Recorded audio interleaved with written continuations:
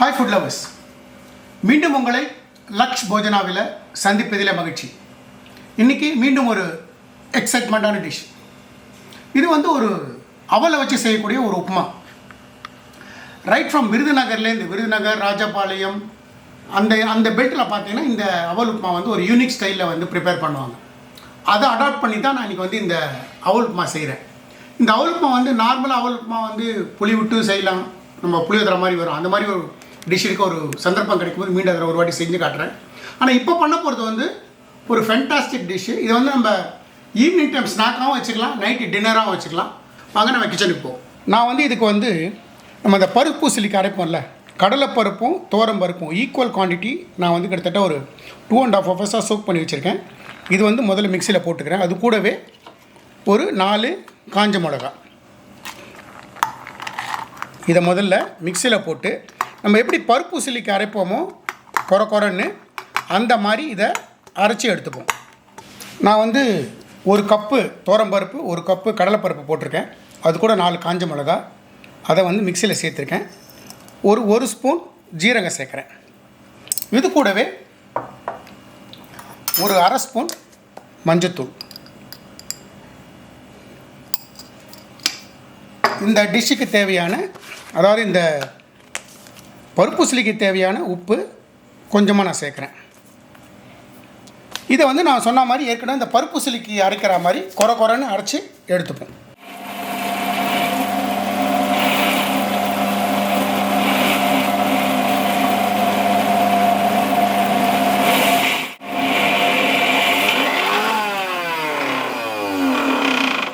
இந்த மாதிரி பருப்பு சிலிக்கு அரைக்கிற மாதிரி ஒன்றும் பாதியமாக தண்ணியே விடாமல் நான் கொரன்னு அரைச்சி எடுத்துருக்கேன். நான் ஒரு பாத்திரம் வச்சுருக்கேன். ஸ்டவ் ஆன் பண்ணிக்கிறேன். இது நல்லா சூடாகட்டும். இதில் நான் 2 ஸ்பூன் கடலெண்ணெய் சேர்த்துக்கிறேன். இப்போ எண்ணெய் காஞ்செடுத்து நான் கடுகு சேர்க்குறேன். ஒரு டீஸ்பூன் கடுகு சேர்த்துருக்கேன். கடுகு பொரியட்டும். கடுகு பொரிஞ்செடுத்து நான் வந்து 1 ஸ்பூன் உளுத்தம்பருப்பு போடுறேன். 1 ஸ்பூன் கடலைப்பருப்பு போடுறேன். அது கூடவே முந்திரி பருப்பு சேர்க்குறேன்.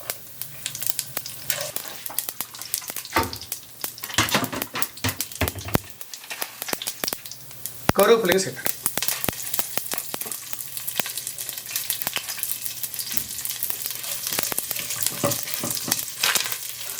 இது கூடவே ஃபைனாக சாப் பண்ண ஒரே ஒரு குடமிளகாய்.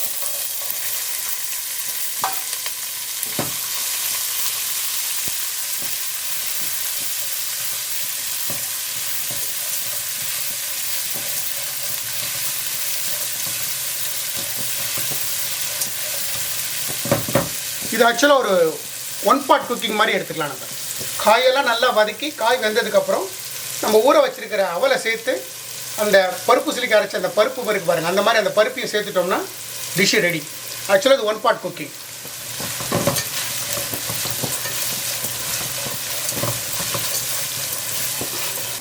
உருளைக்கிழங்கு, கேரட்டு, பீன்ஸு, பட்டாணி இது வந்து நான் ஃபைனாக சாப் பண்ணியிருக்கேன். அதையும் இந்த குடமிளகையோடு சேர்த்துறேன். வெஜிடபிளே சாப்பிட மாட்டேன்றது சொல்கிற பசங்களுக்கு இந்த மாதிரி ஒரு டிஷ்ஷு ஃபஸ்ட் கிளாஸாக இருக்கும். நிச்சயமாக இது மாதிரி பண்ணி கொடுங்க, நல்லா சாப்பிடுவாங்க. இந்த வெஜிடபிளில் கொஞ்சமாக மஞ்சத்தூள், இந்த காய்களுக்கு தேவையான உப்பு ரெண்டையும் போட்டுட்டு நல்ல ஒரு ஃபைன் மிக்ஸ் பண்ணி விட்ருங்க. ஒரு 2 to 3 மினிட்ஸ் இது வந்து இந்த எண்ணெயிலேயே ரோஸ்ட் ஆகட்டும். அதுக்கப்புறம் நம்ம கொஞ்சமாக வாட்டர் மிக்ஸ் பண்ணி காயெல்லாம் வேக விடுவோம். இப்போ நல்லா அது ஒரு 5 மினிட் நான் நல்லா ரோஸ்ட் பண்ணியிருக்கேன்.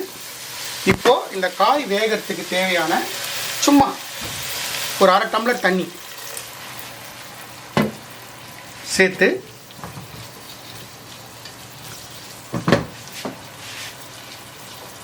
இந்த மாதிரி ஒரு மூடி போட்டு ஒரு 5 to 10 மினிட்ஸ் விட்டுருங்க. அது நல்லா வேகட்டும் காய். இப்போது நம்ம போட்ட அந்த வெஜிடபிள்ஸு ஒரு 5 to 7 மினிட்ஸ் நல்லா அந்த தண்ணிலாம் இழுத்துண்டு நல்லா வெந்துட்டு இந்த ஸ்டேஜில் நம்ம இந்த அரைச்ச பருப்புசிலி மாவை இல்லை சேர்த்துருவோம்.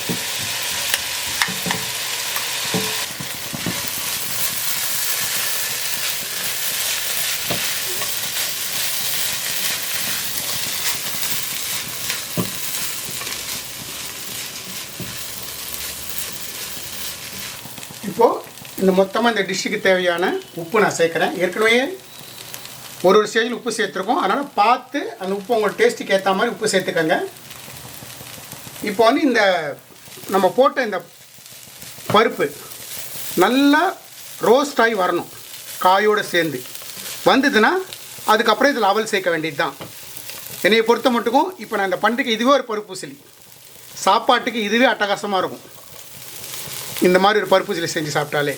இப்போது இந்த நம்ம போட்டுக்கிற பருப்புசிலி நல்லா வெந்து வரட்டும். வெந்து வர வரைக்கும் வெயிட் பண்ணும்.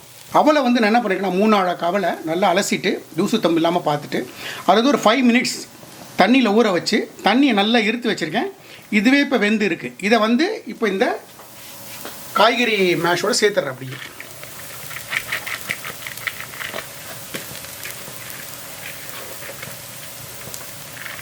நம்ம இந்த அவல் எல்லாம் போட்டு இந்த மாதிரி நல்லா உதிர அப்படி வந்திருக்கு பாருங்கள். இப்போ இந்த ஸ்டேஜில் ஒரு 2 டீஸ்பூன் வறுத்த வேர்க்கடலை, ஒரு 2 டீஸ்பூன் தேங்காய் சேர்த்துட்டு ஒரு ஃபைன் மிக்ஸ். இது கூடவே நம்ம பொரிச்சு வச்சுருக்கிற ப்ரெட்டு அதையும் சேர்த்துட்டு ஒரு ஃபைன் மிக்ஸ். நம்மளோட அவல் உப்புமா ரெடி. இது வந்து லஞ்சுக்கும் நல்லா சாப்பிட்லாம், டின்னருக்கும் சாப்பிட்லாம், ஈவினிங் ஸ்நாக்காகவும் எடுத்துக்கலாம். நம்மளோட ராஜபாளையம் அவல் உப்புமா ரெடி ஆகிடுது. நான் சொன்ன மெஷர்மெண்ட்டில் அப்படியே செய்யுங்க, எக்ஸலண்ட்டாக வரும். அப்படி நீங்கள் செய்யக்கூடிய பிக்கை வந்து நம்மளோட இன்ஸ்டாகிராம் பேஜில் வந்து ஷேர் பண்ணுங்கள். நம்மளோட சேனல் பிடிச்சிருந்தா லைக் அண்ட் ஷேர் பண்ணுங்கள். மறக்காமல் சப்ஸ்கிரைப் பண்ணுங்கள். உங்களோட ஃபேமிலி அண்ட் ஃப்ரெண்ட்ஸுக்கு வந்து நம்ம சேனலில் வந்து ரெக்கமெண்ட் பண்ணுங்கள். மீண்டும் உங்களை ஒரு எக்ஸைட்மெண்ட்டான டிஷ்ஷோடு சந்திக்கும் வரை உங்களிடமிருந்து விடைபெறுவது Lakshman, signing off from Laksh Yojana.